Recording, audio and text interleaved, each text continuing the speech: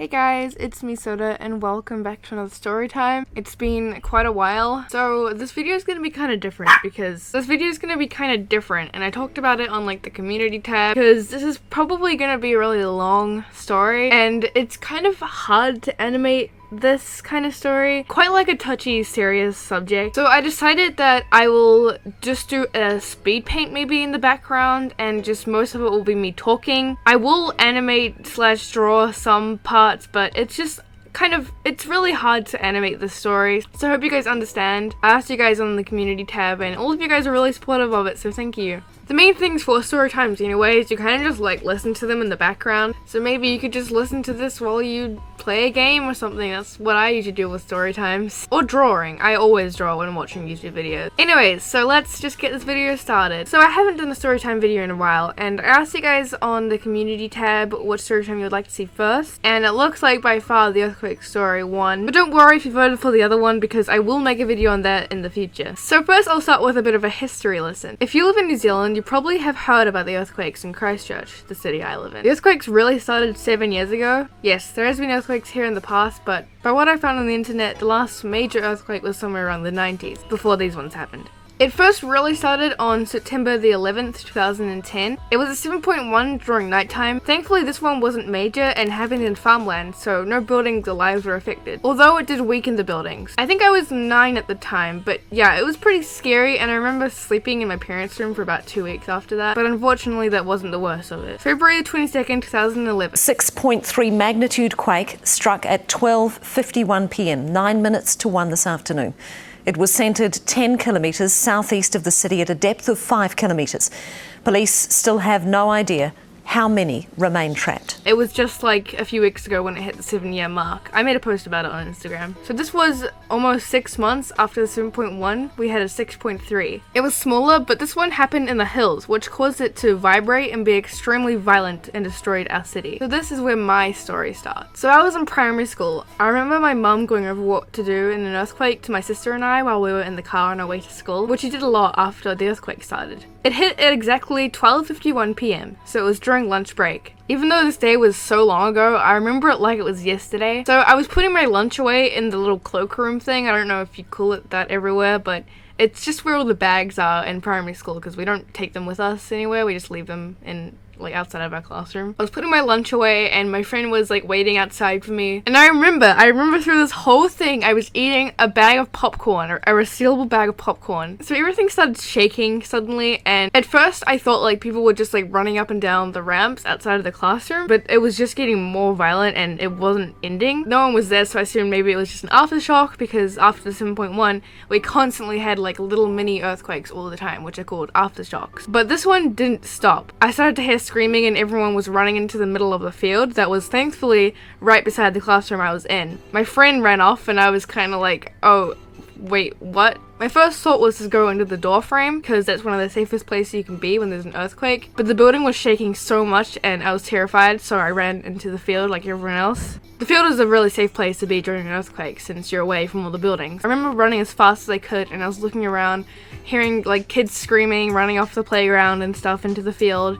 I could hear like things like crashing in classrooms and stuff, and we all went to the middle of the field and did the little hermit crab thing. It felt like it lasted for so long, but I think it only lasted for a few minutes. When it stopped, I remember everyone was starting to look up and people were crying and I was eating my popcorn. I know this is a serious topic, but literally that's what I was doing because I kind of like accidentally brought it with me, so I was just like eating it and everyone didn't really know what to do, but then I think an alarm started or something. I don't really remember this part very well. And we all had to line up at the other field, the bigger field. We didn't really understand how big it was at the time. Our school wasn't really severely damaged at all. Everyone just kind of thought it was like the 7.1. So after I think lining up and knowing that all students were okay, we all went into like the school hall and they put on like a movie. I think it was Kangaroo Jack, and it was really bad and I didn't like it. Just to kind of distract everyone from what's going on and while we waited for our parents to pick us up. I remember at the time, it was when I was going through the mushling phase, when my friends collected them, and I'm pretty sure my friend like had some with her, so we were just like playing with, well, a lot of people were still freaking out and crying, and I was kind of like, yeah, this is cool. Earthquake at school, man. So at the time, me and my sister were at different schools. So my mum first picked me up and then we went to go pick up my sister. I remember there were aftershocks and stuff while we were in the car and it was so creepy. We pulled up to my sister's school, and I remember my mom was like on the phone to my dad, making sure he was okay, because my dad drives fuel tankers, and when it happened, he was driving. I remember like I fell into a hole while we were walking there, and like I twisted my ankle and it really hurt. So we picked up my sister, and then we just had to try and get home in the traffic. Our schools were quite a while from our home too, so usually it takes a while, but the traffic was crazy, of course, because everyone was trying to get to their families. At this point, we still didn't really know how big it was, you know? But I remember we had this, like, big bridge that we always have to go over to get home. And an aftershock was happening, and it was quite a big one. And so my mom had to actually stop, and the bridge was swaying, and the lights on it was swaying, and it was so scary. But I remember this part very vividly. Me, my sister, and my mom were just, like, watching it, and we're just, like, we couldn't even say anything. And some cars were still like driving across it, and like it was just really scary. We got home and we turned the TV on to the news, and that's when we really found out how horrible this earthquake was. Thankfully we live quite far away from the city, so that's why we weren't really aware of how big it was, because it was much bigger in the city area. The news was just showing like buildings destroyed and people injured, and it was really horrible and scary. Just like, I get like a weird feeling talking about it, because like all these memories kind of come back, and I remember just like sitting there watching the news and just like crying with my mum and my sister, because our dad wasn't home yet.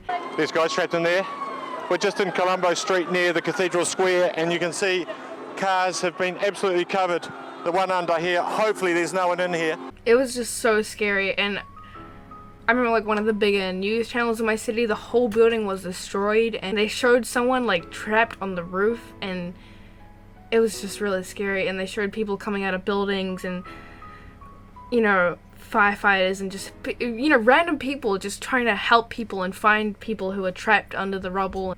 It really was, I don't know how to explain it. It was just so real.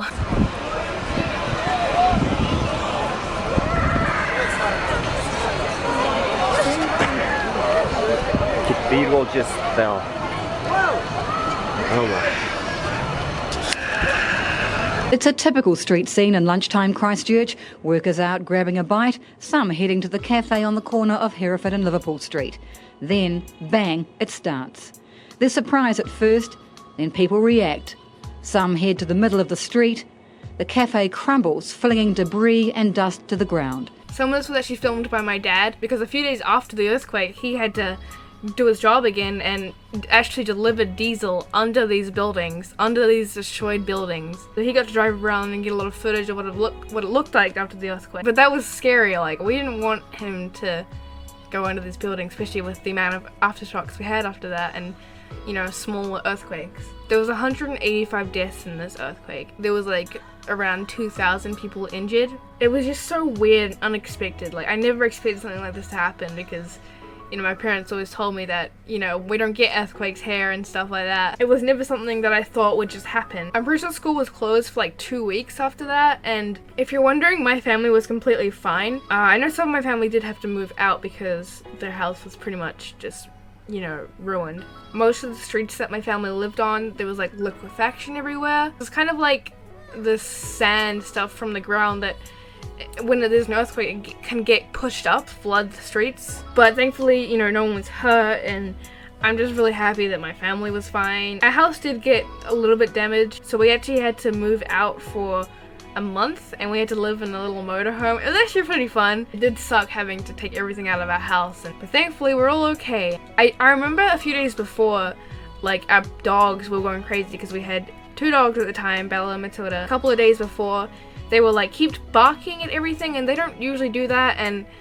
Matilda was like trying to jump over our gate for some reason, which she never done before, and she was like whining and trying to get over. They do say that animals can sense things, you know, way before it happens, but that was really weird and scary. And again, we slept in our parents' rooms for like a month after that, because it was really hard to sleep at night when there was an earthquake. I remember like all my toys fell off the shelves and stuff, and we had all our pets in the room with us, and so many people lost their homes and their family. And not long after the earthquake, we had like a major snowfall, and there were so many people who lost their homes, who didn't really have anywhere to live, and then it was freezing cold. It was horrible and it was awful. I'm so sorry to all those people who, you know, lost people and lost their homes. I know it's a long time ago now, but all my love and support goes out to those people. I didn't make a video about this sooner because I wasn't on YouTube when this started. When there was an earthquake, some people would comment like, are you okay, Yum Soda, and stuff like that, and about it a little bit in some videos, but I never really went into like what happened with me, what it was like having an earthquake at school. I hope you guys were interested in this story, and